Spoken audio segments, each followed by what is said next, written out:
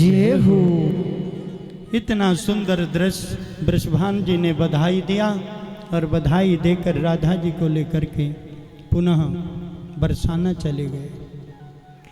इधर बाबानंद के घर में तांता लगा है बधाई देने वालों की, एक ही आ रही हैं एक ही जा रही हैं। महाराज ऐसा बधाई उत्सव हुआ कि बाबानंद के घर के आंगन में दूध दही की कीच मच गई।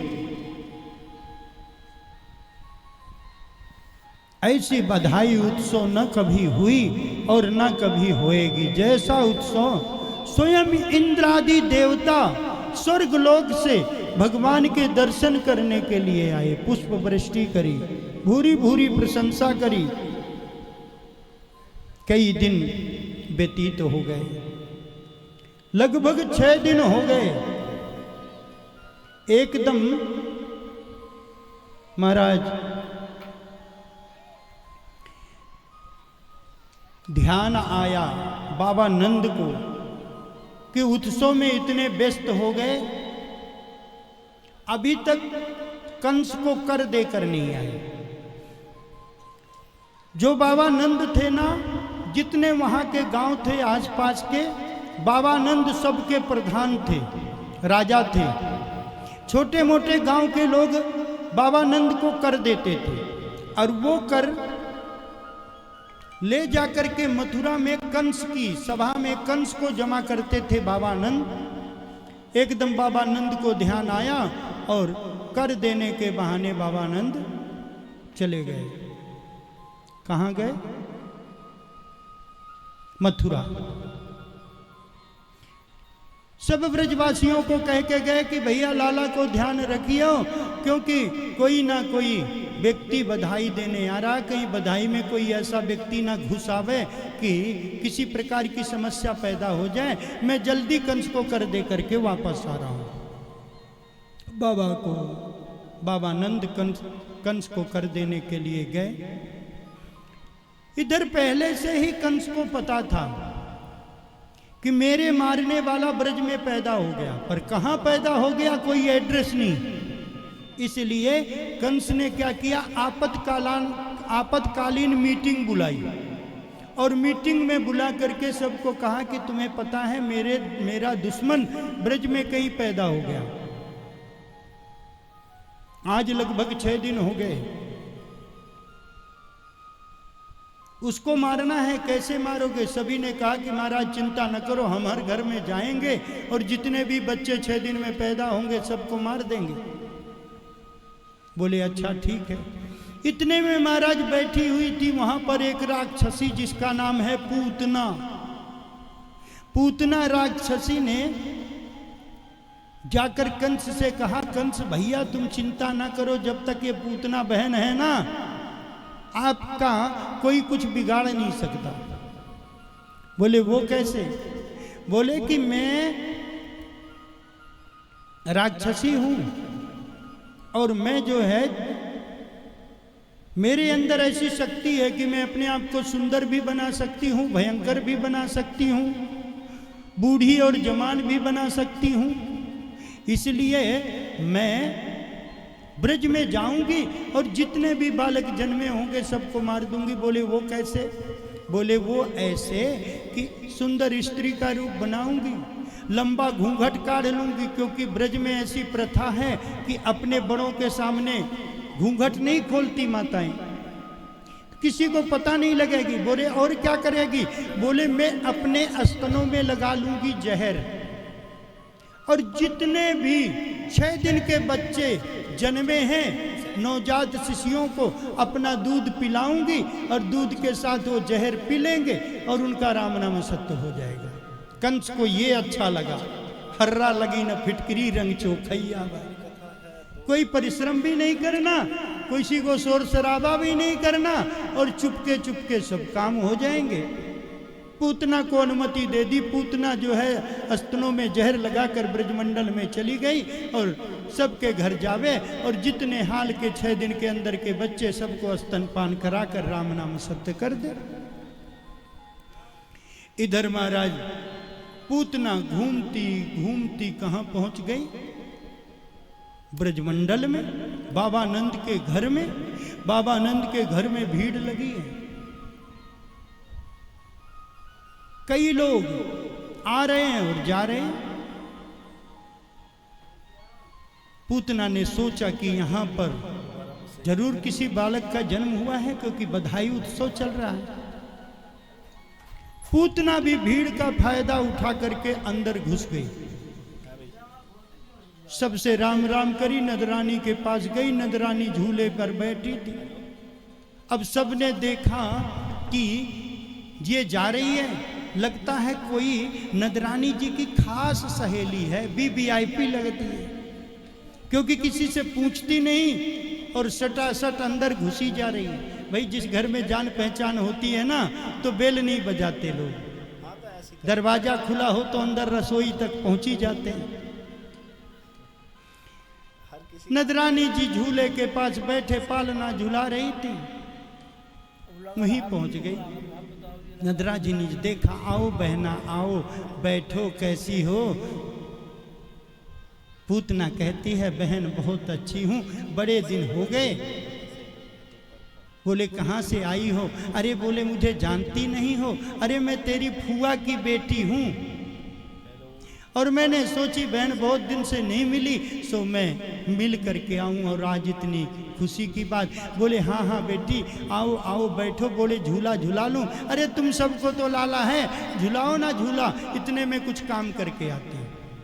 पूतना को झूले के पास बैठा दिया, कुछ काम करने चली गई। इधर पूतना ने देखा, इधर उधर कोई दिखाई नहीं दिया। कन्हैया को गोदी में लिया और एक कोने में चली गई, ओट में अस्तन निकाला और कन्हैया के मुंह में लगा दिया। कन्हैया पहले पूतना के घूंघट से मुंह की तरफ देखते हैं, फिर अस्तनों की तरफ देखते हैं, फिर मुंह की तरफ, फिर अस्तनों की तरफ। बोले क्या करूं, दूध पीऊं कि ना पीऊं? ये पूतना मैया जो है जहर लगा करके आई है।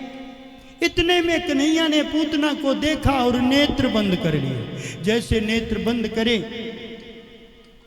संतों का मत है, संत कहते हैं भगवान कृष्ण ने पूतना को देखकर नेत्र क्यों बंद किए? कहते हैं भगवान कृष्ण ने पूतना को देखकर नेत्र इसलिए बंद किए, शिव जी का ध्यान किया। बोले शिव जी मुझे तो जहर पीने की आदत नहीं, क्योंकि मैं ब्रज में आया हूँ माखन मिश्री खाने के लिए, इसलिए एक काम करना, जहर जहर तुम पी लेना और दूध दूध मैं पी लूंगा। भगवान शिव को शायद भगवान कृष्ण ने ध्यान किया। किसी ने कहा कि एक अर्थ इसका यह भी हो सकता है, आंख बंद करके ध्यान किया कि हर माँ बालक को अमृत पान कराती है, दूध पिलाती है। एक तुम कैसी माँ हो जो जहर पिलाने के लिए आई? किसी संत ने कहा शायद कन्हैया इसलिए बात नेत्र बंद किए हों। भगवान के नेत्र में एक में सूर्य का वास है और एक में चंद्र का वास, और भगवान कृष्ण चंद्रमा के वंश में पैदा हुए। जब भगवान श्री कृष्ण रात्रि 12 बजे पैदा हुए तो चंद्रमा अपना रथ रोक कर खड़ा हो गया, आगे ही नहीं बढ़ रहा था। मास दिवस का दिवस भा मरम न जाने कोई, 1 महीने का 1 दिन हो गया। रवि समेत रथ थाप्यो निशा कौन विध होए, रात्रि कैसे जाए सुबेरा कैसे आए। 1 महीने की 1 रात्रि हो गई। सूर्य पीछे लगा था। सूर्य ने कहा भैया आगे बढ़ो, हम भी कन्हैया के दर्शन करना चाहते हैं। चंद्रमा कहता है नहीं, जब राम जी के दर्शन, जब राम जी का जन्मदिन में 12 बजे हुआ था तो तुम भी रथ रोक कर खड़े हो गए थे, हम तुम्हारे पीछे लगे थे कि तुम आगे जाओ तो हम पीछे से दर्शन करें। तुमने आगे नहीं बढ़े तो आज हम भी नहीं बढ़ेंगे। अपना अपना मौका है, और जब जिसकी घात लग जाए, जब जिसका मौका लग जाए, कौन किसको छोड़ने वाला है। तो भगवान के दाहिनी नेत्र में चंद्रमा का वास है और बाएं नेत्र में सूर्य का वास है। इसलिए भगवान ने सूर्य और चंद्रमा का ध्यान किया। जिसके नेत्र की रोशनी खराब हो जाती है, अगर दाहिने की हो तो सूर्य की पूजा करें, दाहिने की हो तो चंद्रमा की, और बाएं की हो तो सूर्य की पूजा करने से नेत्र ज्योति पुनः प्राप्त हो सकती है। और या खराब होने लगे तो आप सूर्य चंद्रमा की पूजा शुरू कर दें, नेत्रों की रोशनी पुनः वापस आ सकती है। सूर्य और चंद्रमा का वास, भगवान ने दोनों को ध्यान किया कि भैया राम वंश, जब मैंने राम अवतार लिया था त्रेता में तो मैं सूर्यवंशी था, अब मैंने द्वापर में जन्म लिया है, अब मैं चंद्रवंशी हूं, तुम दोनों मेरे वंशज हो, मैं आपके वंश में आया हूं, इस समय आप दोनों मेरी सहायता करें। सूर्य और चंद्रमा का ध्यान किया। अनेकों अनेक संतों के तात्पर्य हैं, जहां तक कहें कम है। और अंत में प्रभु ने कहा कि कोई बात नहीं, भगवान तो सबकी भावना देखते हैं, पूतना की भावना जहर में है, भगवान उसमें प्रसन्न हो गए। पूतना के स्तनों में लगे हुए जहर को पीने लगे। पहले प्रभु ने जहर पिया, फिर दूध पिया, और जैसे दूध पिया, दूध जब स्तनों का खत्म हो गया तो कन्हैया प्राणों को पीने लग गए। जैसे ही पूतना के प्राणों को पीने लगे प्रभु, तो पूतना का दम घुटने लगा, श्वास अवरुद्ध होने लगा। पूतना अपने असली रूप में आ गई, क्योंकि पहले तो सुंदर रूप बनाया था, घूंघट काढ़ा था, अब जब सांस रुकने लग गई तो पूतना ने राक्षसी का रूप धारण कर लिया और कहते हैं सा मुंच मुंच, अरे लाला छोड़, अरे लाला छोड़, अरे लाला छोड़, और असली रूप में आ गई। बहुत बड़ा भयानक शरीर, बड़े बड़े दांत, बड़े बड़े नखून, विराट स्वरूप। कन्हैया कहते हैं कि मैया हमको तो पकड़नो आवे, छोड़बो तो आवे नहीं, हम तो पकड़ना जानते हैं, छोड़ना जानते नहीं। और भगवान जिसे एक बार पकड़ लेते हैं कभी छोड़ते नहीं, ऐसे कस के पकड़ते हैं, ऐसे कस के पकड़ते हैं कि कभी छोड़ते नहीं। बहुत चिल्लाई पूतना, सा मुंच मुंच, नहीं छोड़ा प्रभु ने। प्रभु ने क्या किया? जहर पिया, दूध पिया, और स्तनपान करने के बाद निष्पीडय माना खिल जीव मरमणि मरमणि, और प्रभु ने धीरे धीरे पूतना के प्राणों को ऐसे खींचा कि पूतना राक्षसी के प्राण पखेरु उड़ गए और पूतना का शरीर धड़ाम से पृथ्वी पर गिरा। जैसे गिरा इतने जोर की आवाज हुई कि सभी ब्रजवासियों को ऐसा लगा जाने पहाड़ गिर गया हो। सभी दौड़ दौड़ करके आए, देखा पूतना का शरीर कई 100 फुट ऊंचा। भगवान अब भी पूतना के शरीर में लेटे हुए दूध का पान कर रहे। इधर बाबा नंद कंस के यहाँ गए, कर दे करके लौट रहे थे। इतने में बाबा नंद की वसुदेव जी से भेंट हो जाती है। वसुदेव जी जैसे मिलते हैं, वसुदेव जी का मिलन हुआ। बाबा नंद ने कहा, भैया वसुदेव, मैंने आपके बारे में सुना है, आपको बड़ा कष्ट हुआ। अरे आपके पहला पुत्र हुआ रोहिणी के गर्भ से बलराम जी, वो भी आपके पास नहीं, आपसे दूर हैं, क्योंकि जो रोहिणी है वो वसुदेव जी की दूसरी पत्नी है और नंदरानी जी का बचपन का सहेला है, इसलिए नंद भवन में ही रह रही हैं। क्योंकि वसुदेव जी तो जेल चले गए थे, इसलिए नंद बाबा के यहाँ रह रही हैं। और इधर दूसरी जो कन्या हुई उसे भी दुष्ट कंस ने मार दिया, परंतु वह कन्या तो आकाश मार्ग में उड़ गई। अरे भैया हमको बड़ा कष्ट हुआ। वसुदेव जी कहते हैं कि कोई बात नहीं, अरे एक पुत्र तो मेरा आपके घर में है ही है, दूसरे को भी मैं अपना मान लूंगा। बोले हाँ हाँ कोई बात नहीं, दोनों तुम्हारे ही हैं, मैं कब ऐसा कह रहा हूं। इतने में वसुदेव जी कहते हैं कि बाबा नंद, आपके घर में अभी हाल में छोरा हुआ है और आप यहाँ घूम रहे हैं, कहीं ऐसा ना हो कि आपके लाला को कष्ट आ जाए, इसलिए तुम जल्दी जाओ। क्योंकि वसुदेव जी को पता था कि कोई ना कोई षड्यंत्र कंस करेगा। बाबा नंद तो जल्दी से पहुंच गए गोकुल में। देखा हजारों की भीड़ लगी है, बीच में पूतना पहाड़ जैसे पड़ी है, ऊपर कन्हैया।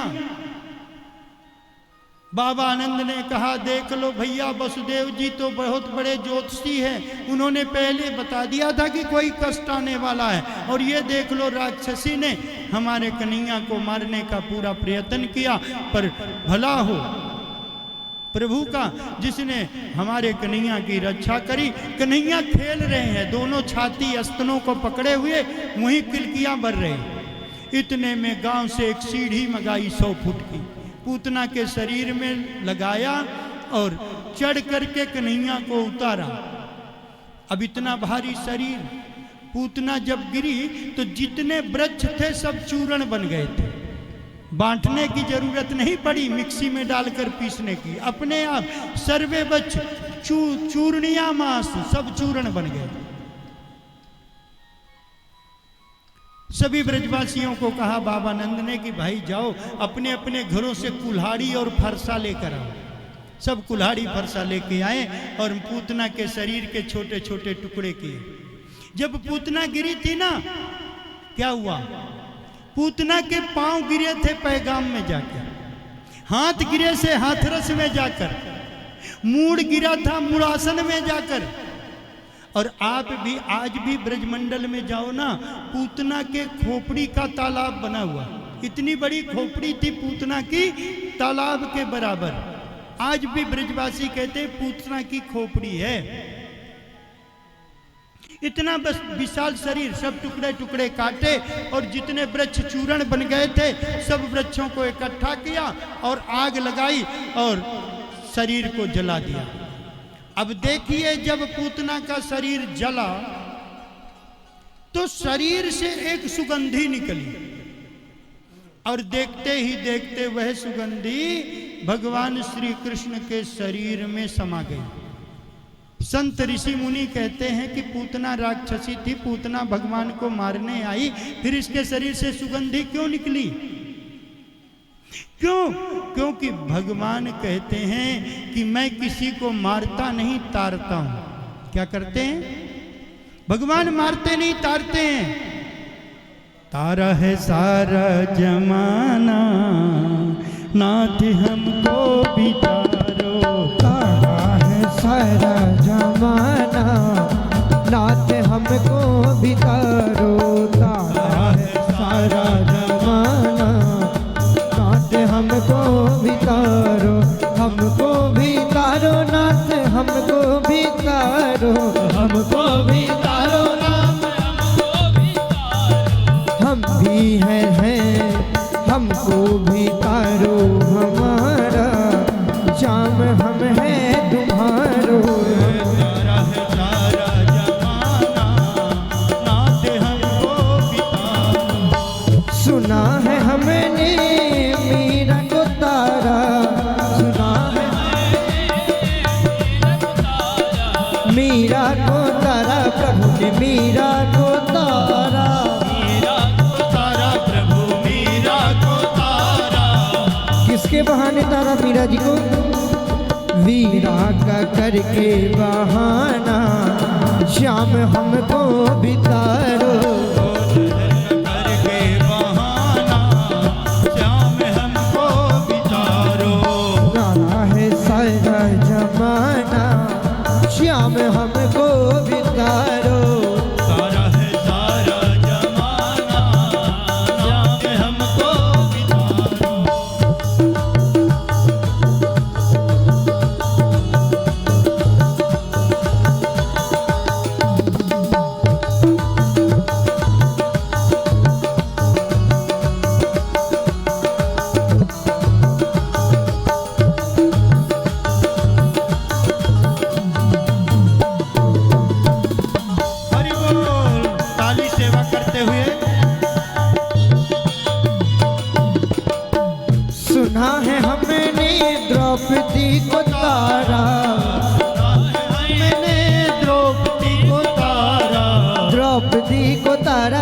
तूने द्रौपदी को तारा, द्रौपदी को तारा तूने। द्रौपदी को तारा।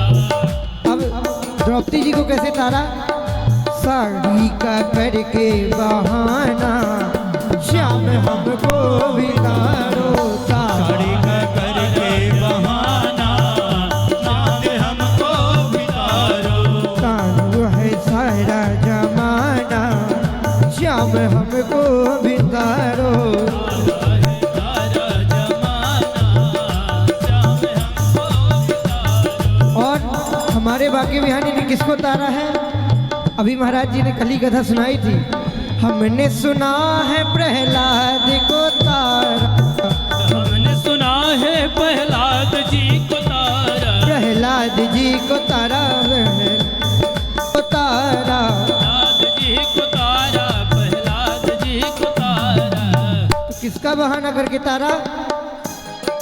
खंभे का करके बहाना श्याम हमको भी तारो।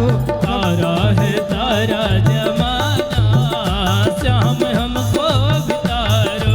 तारा है तारा जमाना श्याम हमको भी तारो।